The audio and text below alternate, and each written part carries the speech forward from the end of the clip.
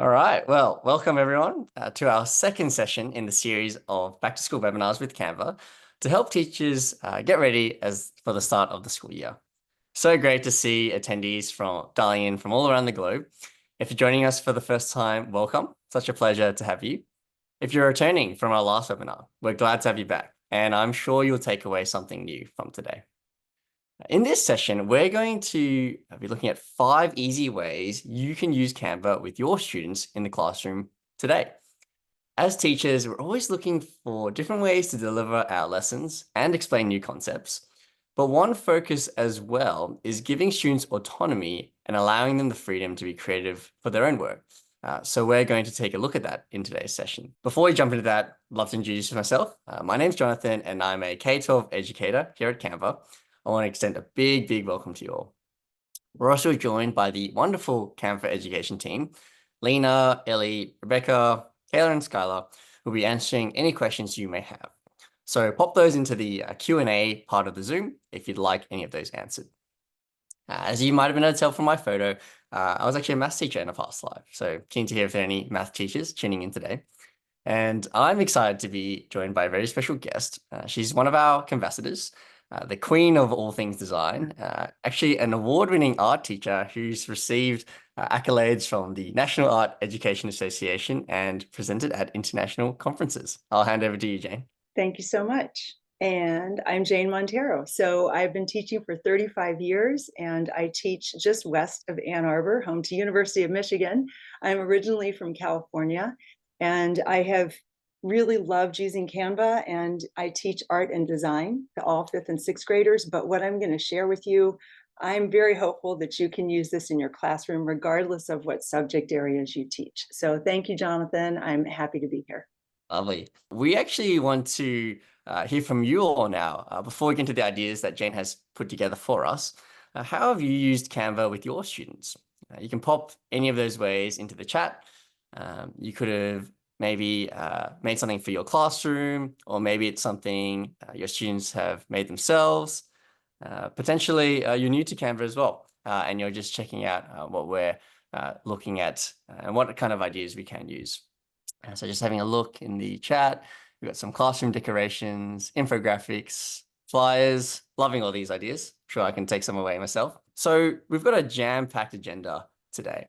And we're going to start off with how to make rich infographics, regardless of the topic your students are presenting. How your students can build some very unique all about me collages so that you can get to know your new class. Jane's going to explain how topography design can foster student creativity. We'll talk through what do student digital portfolios look like in Canva. And finally, wrap up with sharing our student reflection templates with you all. So that was a lot. I'm excited already. Speaking of sharing, just a reminder that we'll be sharing the recording to this webinar, as well as any of the links in a follow-up email in case you wanted to revisit any of the things today. But for those of you who are new, let's touch on what is Canva for Education. Canva Education is your all-in-one visual suite. How we communicate is constantly evolving. And here at Canva, we want to ensure teachers and students are equipped with the tools they need in order to do this in the most effective way possible. You might have used Canva in the past to make some engaging presentations for your students or even posters for your classroom. But our rich visual suite has so much to offer. So whether it's collaborating on documents, editing videos, or even building websites, we've got you covered. We also want to share some amazing milestones that you've helped us achieve. We're actually used by over 70 million students and teachers across the globe. But more importantly, we're 100% free for K-12 schools and districts from wherever you're listening in from today. If you'd like more info on signing up, we've just shared a link in the chat about how to do that. And we're passionate about teaching students the skills they need. And the world is constantly changing, but those core skills like communication, collaboration, and being creative will always be needed for them to solve the problems of tomorrow. Here's the first resource I want to share with you all. It's our Back to School Teacher Toolkit, which is designed by teachers for teachers, packed full of amazing resources to help you get to know your students, start planning your classes, and create engaging lessons this year. Again, we'll share a link to this, but remember, we'll include all of these in your follow-up email as well. Another thing I'm curious to hear for those of you who have used Canva, do you start off with a blank design, or do you use one of our templates? You can feel free to add your answers to the chat. I personally love using templates because it can save me time and there's such a large range to choose from. And I will be showing you how to do that in this session. I can see there are a lot of template supporters in there, but regardless of how you like to design, we put that control in the hands of your students, which brings us to the first way of using Canva in the classroom. In this section, we're going to show you how you can make infographics in your classroom. So this example I've got here is from a sustainability project about global warming. So how do I get started? Well, as you know, I can always create a blank education infographic from scratch, but I personally prefer using those templates. So I'm going to go down to my Canva homepage and scroll down to find the different resource types that are there. Here's my infographic, so I'll click into that. And I'm presented with this whole range of different ones to choose from. So you could choose one depending on what topic or grade level you're teaching, or even just the one that you like the look of visually. But once you're happy with that, you're good to go. So here's the one I've selected. This template has a lot of charts and graphs, which suits me perfectly for the climate change infographic that I'm going to be making. So I'm going to put my student hat on now and show you how I'd get started. The first change I'm going to make to this template is rename the text here to make sure it's all relevant. And once I've done that, I can change the percentage on the progress ring so that it matches the stats that I've done in my research. I know that the ocean covers approximately 71% of the Earth's surface. And it's that easy. Now, I've added in some of that quantitative data, but to have a complete story for my infographic, I'm also going to add in some qualitative information. So I've got this nice little graphic here that allows me to move markers around a map of the world. And these will indicate the different ocean hotspots that I've researched for the relevant continents. So I can easily do that to match the locations that I've found there. And the last little sprinkle, the last final touch I'm going to make is I'm going to add in a chart that shows how the global sea level has changed over the years. So just after adjusting the title there and then removing those elements, I'm going to go over to the Elements tab on the left to find my charts on the Object panel. Now, there's a lot of different things I could add, but I'm going to scroll down to the chart section, and I'm going to pick one for the data that I've collected. So again, I've got a lot of different options there. For me, I'm going to use a line chart. I think that's going to show it off the best. So I can click the data option on the toolbar there, and then I'm going to go ahead and replace all the titles and values that I need. And then once that's done, voila, you've got your line chart and infographic. So what did we add here? We had a progress ring, that little ocean heat map, and a line chart. And as a student, I'm ready to show off my findings and research about the Earth to my teachers and peers. So that's one way we can create infographics in Canva. I'm going to hand over to Jane now, who's going to talk more about how she's been able to do these with her students in the classroom. Great, thanks, Jonathan. So a couple of things I wanted to address first of all. My students bring Chromebooks to the art room, and sometimes we use them for reference. Sometimes we use them for students to submit their work for our grading, our learning management system. But the other way is for design. So I don't use the Canva classroom feature. I have students just go on and use their school email. So that's how I've been using it. I saw somebody had a question in the chat, and I wasn't quite sure if that's going to answer your question or not. So let me get back to what I do with infographics. I discovered this being a great way for students to show what they've learned in other subject areas, but now putting it into graphic design. Because students come to my room for 1 hour a day, and I know they have other subjects where they're learning a lot of great information. So why not put that to use using Canva? So these are sixth grade assignments. And what I had them do, the state of Michigan, I don't know all of your curriculum, but in sixth grade, social studies is ancient civilizations. So I have students at the end of their, I see students twice a year, but at the end of the year, their second time, where they've already learned a lot about different civilizations, then I say, okay, you're going to create a travel story, and you can go anywhere that you've studied about. Sometimes, depending on how much time I have in my school year, I will say you have to visit 5 different places. Sometimes I say you need to visit 3. Sometimes I say a minimum of, and I give them a number. And then what they do is they go on, they pick a template. A lot of us are using Canva templates. I have had students say, can they design their own? Sure. So they kind of get these to look at and get ideas to go from. So then students come up with their own title, and you can see these are all titled differently. One says my dream destinations, the other one says my travel story, the one on the right says ancient civilization trip. So they have to start somewhere, and these are some examples of how they can do that. So they go to select their template. This is just a no sound video that I put together for you. You can see on the left the original template, and then you can see on the right the one that I've kind of created as a sample. So the beauty of this is anything that is clickable is changeable. And that's what I always tell my students. So if they try to click something and it's not changing, that's a set feature. But as long as they can click it, they can go to a graphic search, search images, and put them in their place. So that's with social studies. And I wanted to share with you another way that we've used infographics. So in 5th grade, I decided to have them do some creative writing.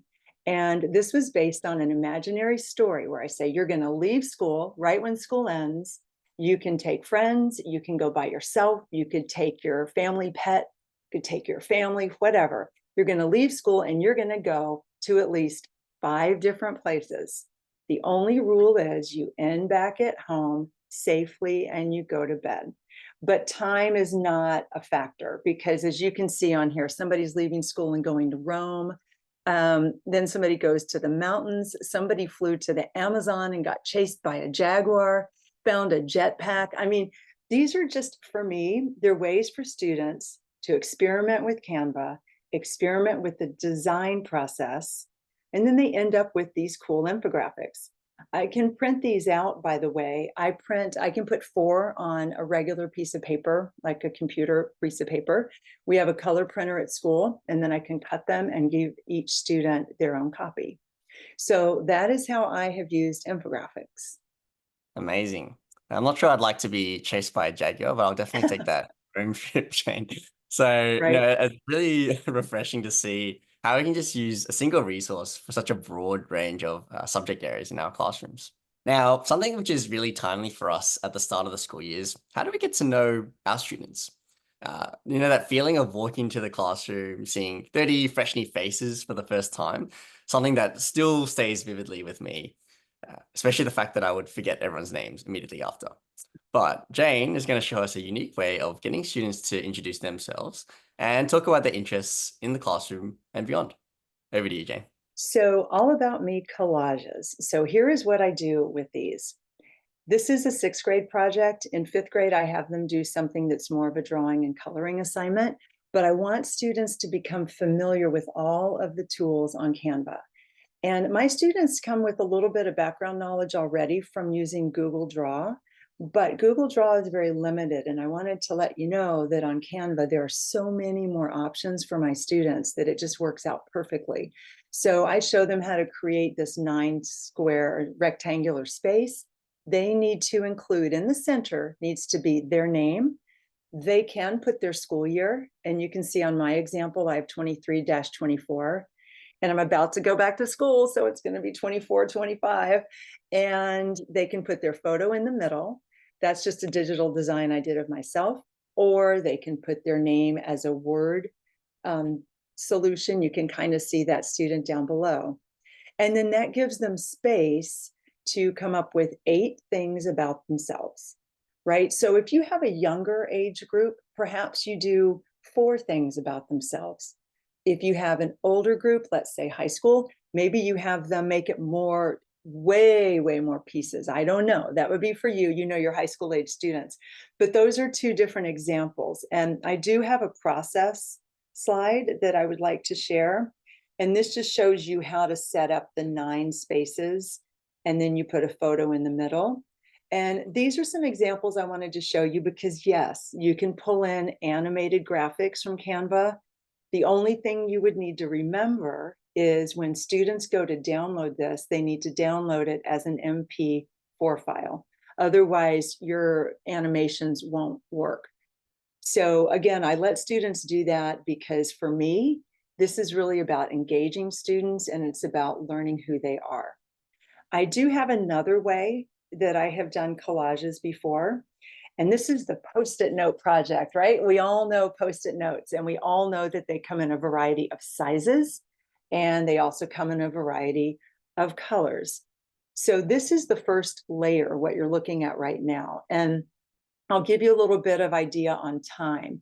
Because I see my students for an hour, if you take away 5 minutes for coming in and you take away a few minutes for cleaning up, this part actually was one class period. Again, that's for my sixth graders. So if you've got a high flying group, maybe it doesn't take them as long, but I really wanted students to get the idea of different sizes, overlapping, all of those things that they can do about arranging and moving an object to the front, moving an object to the back.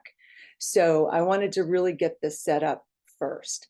And then I have another slide that's going to show you some student examples. So again, similar to the All About Me collages, but just a different way to get to some ideas about students. I say, go on now to the graphics and you find different graphic images to say things about you without saying, I have a cat, or I play the guitar, or I play the violin. Let's just use graphics. So these are two different student examples.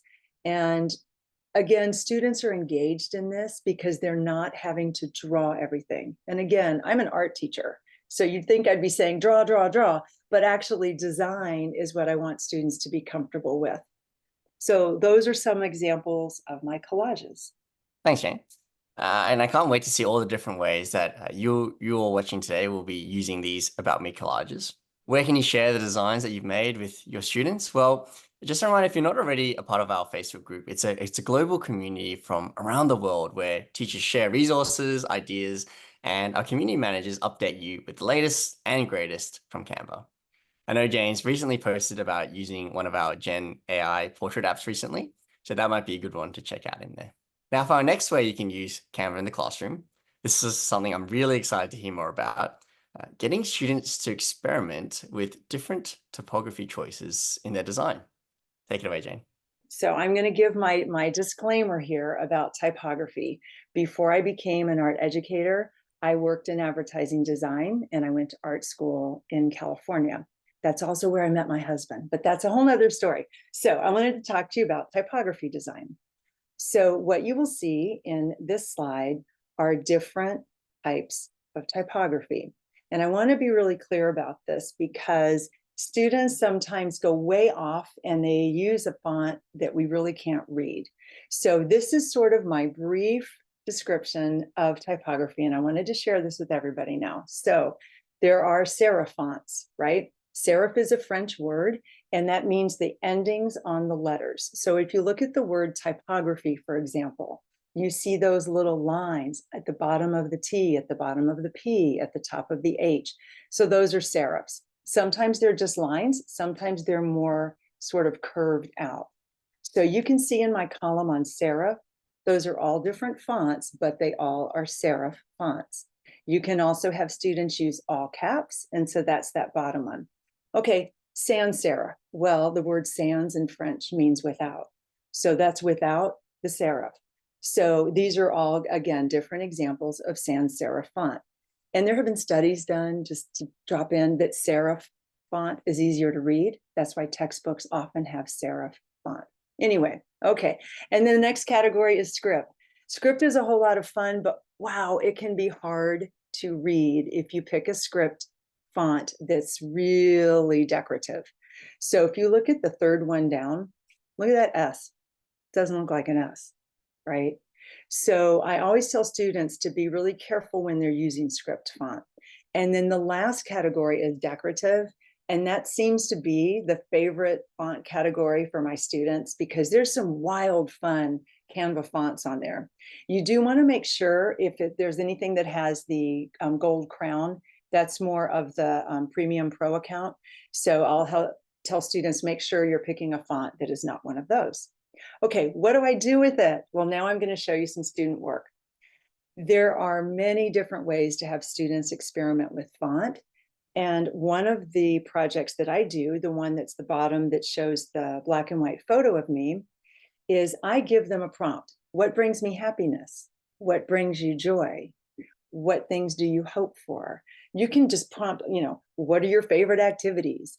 And they can then use typography to play with what those are. And you can see this is about overlapping. This gets into the transparency tool. So that's one way I use that. The other way is you see these other two examples where I will have students come up with a theme.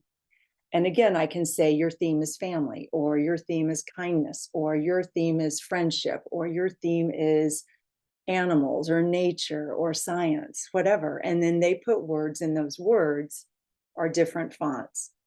And both of these are highly engaging activities for my students.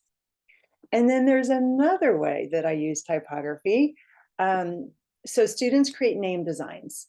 These would be fun for the beginning of the school year. Once students understand what the different typography, what the different fonts are, then I have them use their first name or last name, and each letter is a different font. So you can see a serif font for the E, a sans serif for the L, a script for the O, and so on. And then they can add elements that they make transparent and overlay, like those circles and triangles. And then their final activity is to pick one of their hobbies and to use a photo element from Canva. And then they put their word on top. And you can see they've embellished it with circles and things. So my students love typography, and so do I. And I'm going to pass this off to Jonathan. So thanks, Jane, for sharing those. Really great to see that even those outside of teaching art can benefit from that.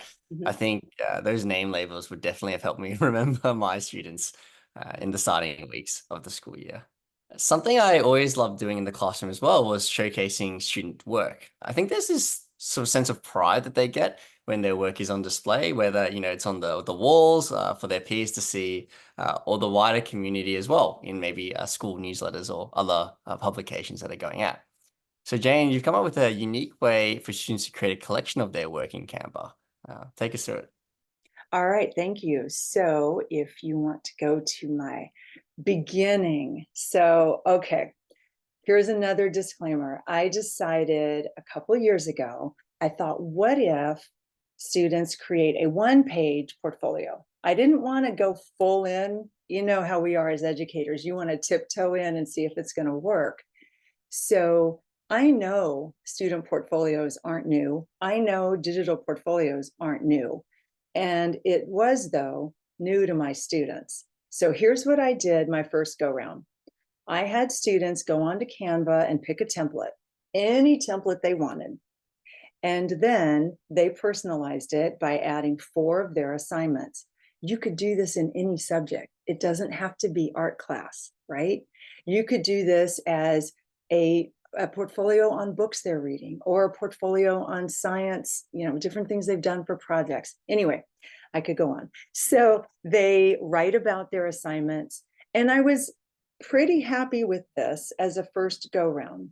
But what I found was students needed a lot of help in how to write. So I gave them a little help, but then I decided to revamp it last year. So the next slide is going to show you how I changed things up. We had a lot of fun picking templates on Canva. This is for sure. So I have to limit my students sometimes and say, all right, you've got, because we can spend all day looking at these amazing templates. So I'll say, all right, you've got 8 minutes to find a template, or whatever your time limit is, because they'll look and look and look.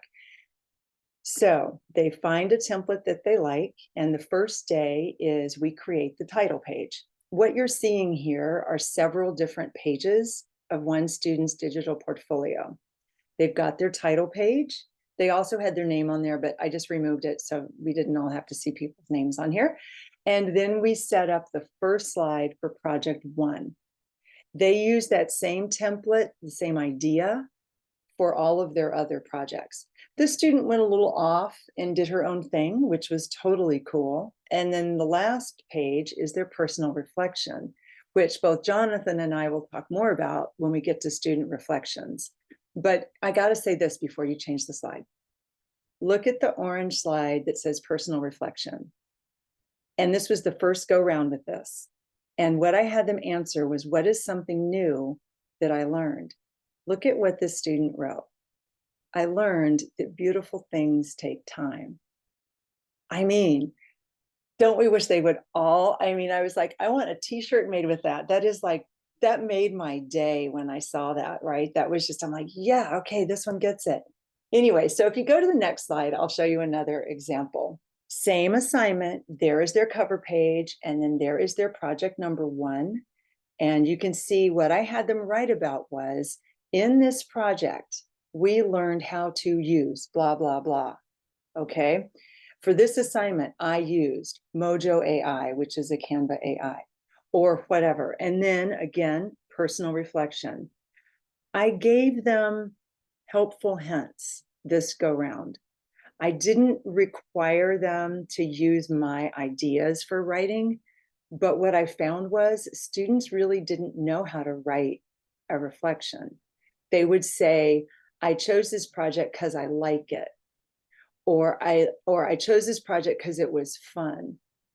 Well, these are 6th graders and they can write more than that. So my original teaching position was not art. I have a literature language arts background. So I was like, come on, we can do more. So I kind of moved on from that. And these, though, have been very successful. And here's another great bonus. They submit this, they download it as a PDF file, and then that gets submitted to our learning management system, which is called Canvas, right? Not Canva. And it's a record that their parents can see. So now I've got a record, parents have a record. I will say this one thing, though, before we move on about these personal reflections. You do need to be aware that if we are letting students really voice their opinion, we need to trust what they say and they need to feel safe writing. And I had a student who said, I didn't learn anything. I knew how to do all this. And I thought this was boring, and my teacher, and you wouldn't let me. And it became very like accusatory. And so I read that and I was like, huh. So I wrote the student and I said, I was surprised at your personal reflection. And gosh, I'm sort of upset that you said I didn't let, I kind of like tried to settle it down. And I said, you're welcome to revise that if you have more thoughts. And he said, no, I don't. So then I thought, well, I'm going to send it home because you know what? Look, I'm a parent. My kids are grown. I would want to know, as their mom, if I had my child kind of responding that way to a teacher. So I took a screenshot of it and I sent it home. And the parent said, well, that's how my son felt. So, I'm like, okay. So we just need to be aware. I think sometimes we have such great intentions. And I just think, you do want to be aware if you open this up that you might get responses that might be a little bit surprising. So that is it on my digital portfolios. So thank you, Jonathan, on that. Thanks, Jane. I think it's just really powerful that, we can trust our students to have that kind of open dialogue. And so you might have conversations like those, but equally, I'm sure there'll be a lot of great sort of insights. Mhm. I think a lot of these ways of sharing about learning can often give our students a voice that they might not have necessarily. Those ones who are, versed to putting up their hands, and it really gives us an opportunity to really have that conversation with the students that we might Yeah, not be able to. yeah. So as Jane was talking about, and we've teased a lot in this section, we're going to talk about student reflections. So I remember the first time I tried to run student reflections in my classroom, it didn't quite go the way I expected. It was after their first math exam, and I asked them to reflect on how they did. And beyond some responses like, I did well, or Mhm. do better, I was left scratching my head a bit on how to run this more effectively for future reflection activities. So I'd love to hear from all the attendees today. I'm curious, how do you run student reflections in your classroom? You can pop some ideas into the chat there. Maybe you're using forms or surveys. They could be digital or printed. It looks like we can use Canva assignments as well, which is a great option to use. I think regardless of what platform you like to use for your reflection activities, again, just emphasizing it's about giving students that voice and how they can really think about what they've been learning and what they've been doing in the classroom. So I'm going to show you some of the ways that you can get your students reflecting in Canva. How can we help with these? The first thing I want to share is our teacher cheat sheet, which contains some of our favorite templates, as well as some ideas on how to run those student reflection activities that we've been talking about in your classroom. Perhaps it's after a formative assessment that you've run, or even over a period of time through a reflection journal. This template I'm using here is from our cheat sheet, and it includes some starter prompts to get students thinking about what they've learned in your lessons, what goals they've achieved, and their favorite memories so far in the classroom. If I want to provide even more guidance for them, you can actually leave some comments in Canva by clicking on the icon to give some instructions there. So I can just go ahead and type something up. And this is really perfect for students who need a bit more support on getting started. And just remember that only they'll be able to see the comments that you've made on their design. The most important thing that I've found with fostering student reflection in the classroom is, well, time, actually. So, giving them that space to really think without any pressures really allows them to share honestly and thoughtfully. So once they're done, you can dive into their design again and pop in some comments to give them feedback. So we'll type something up there. And in addition to that, you can actually also leave some fun stickers for that extra positive reinforcement that they always love. But I'll pass over to Jane now, who's going to show us what student reflections look like in her classroom. All right, thank you so much. So I know I've talked a little bit about this already, but I have not gone into a lot of in-depth yet, which I'd like to with you. So when you think about reflecting, I think it's very easy as adults. We're very used to doing that kind of thing. For example, you're on a plane flight. I've traveled a lot this summer, and I think, if you're with your kids or you ask one of your students who's been on a plane flight, how was your flight? Oh, it was fine. I watched a movie and it was fine. But then if you ask an adult that, they may say, well, when I was trying to get my luggage up into the compartment, I had a little trouble. And then when I sat down, I couldn't find the edge of my seatbelt. And then there wasn't a lot of leg room. And then the person who was bringing the food down wouldn't let me get right. So we can really elaborate. So it's important, I believe, in order to get a quality reflection, that we do need to model that, and that we also need to provide some structure. And I know Jonathan was just sharing some great templates to use, and that gives you a great structure. So I wanted to read these to you as a comparison here. Okay, so we've got 3 blobs, basically blob shapes. So I gave students basically a fill in the blank type of paragraph. And if you look at these, I'm going to read the first sentence in the top 2. During this art rotation in art, okay, I'm not editing how they write. I'm going to leave it how it is, right? I would have just said during this art rotation. Anyway, okay, during this art rotation in art, I think my score, okay, I asked students to self-assess. I think my score would be 100 because I think I did really well in all the projects that I did. Look in the orange blob. During this art rotation, I think my score would be 94 because I did a good job with everything. I don't know why they picked 94, but anyway. Okay, so that was sentence number 1. Then the next sentence, look in the orange blob. The project that I found the most challenging was dun, dun, dun. Look in the other blob. The project I found the most challenging was dun, dun, dun. Okay, then they say the project I found the most fun was da, da, da. And then in the other one, the project I found that I was most proud of, dun, dun, dun. Okay. So then their final sentence was, my goal for next rotation is getting all the art in on time. The other one, my goals for rotation 8 are to get 100%. This person really wants 100%, get 100% or more on most things and to have art that looks good. So the point of my showing you these is that 2 things. One that stuck out to me immediately was, both students, the project that they found the most challenging was the project they were most proud of or had the most fun doing. So that's kind of an interesting takeaway for me as an instructor. So student reflections can work in many ways, right? It can be you see what the student learned, but you can also see, aha, I see which ones are bubbling to the top if you're trying to make decisions on what to teach. Okay, here's the last one though, the little outlier in the yellow blob. Okay, this student says, I feel proud of myself, especially when we were doing the mosaic, because I thought I wouldn't get it done in time, but I finished just in time and actually loved how it turned out.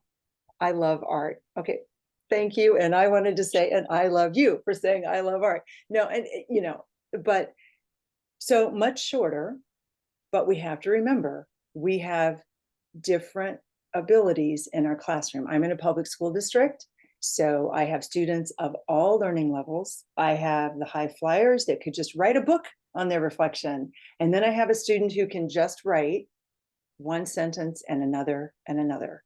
I will tell you something else.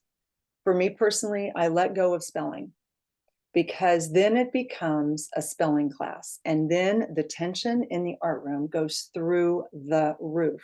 These kids may be amazing creative thinkers. They may be wonderful designers and problem solvers.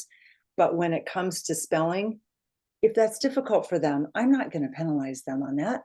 So anyway, I wanted to share with you those because I think every time I do this, I make little tweaks, which is what we're always doing as instructors, to make it better and better and to make it more effective and more reflective for me. So I wanted to share that, and thank you, Jonathan, for that bit of time. Yeah, I can see why you chose that last one, Jane. That's very sweet that they it's always good when they love the subject that you teach. But I Yeah, think not only are the students really reflecting on their own work, but I think as educators, we're always looking to improve our classroom practice. And I think understanding how our students are learning and how we can continue to make that experience better for them is just such a special moment, I think, for us when we do these reflection activities. Now, I know we've covered a lot today, but we really only scratched the surface with what you can do in your classroom with Canva.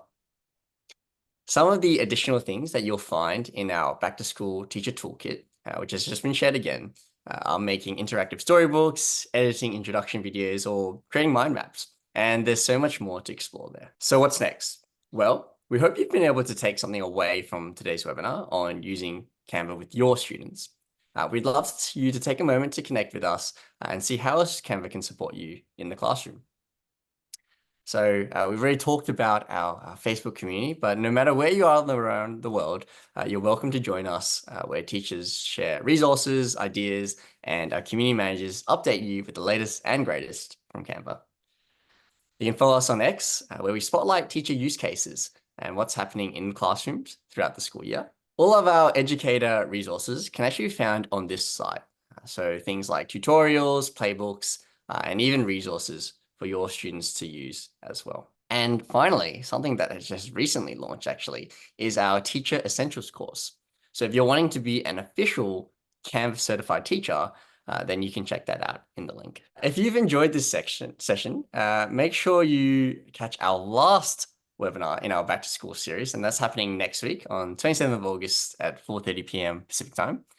We'll be joined by some Canvassers who are going to show us, actually this is very timely, how you can teach and customize lessons the way you want them to for your students in Canva. So we'll be talking through some of those templates and some of the ways in which that you can teach and have those experiences in the classroom. So to wrap up, just a big thank you to you, Jane, for showing us some practical ways that we can get ready for back to school this year. We hope you've taken away something from today's webinar that you'll be able to share with your students. Just a reminder that at the conclusion of this webinar, you'll be prompted to respond to a survey where you'll receive your certificate recognizing the time that you've spent here today. Thanks again, everyone, for joining us, and we'll see you at the next one. Yep. And thank you, Jonathan, so much for having me here. It's been our pleasure, Jane.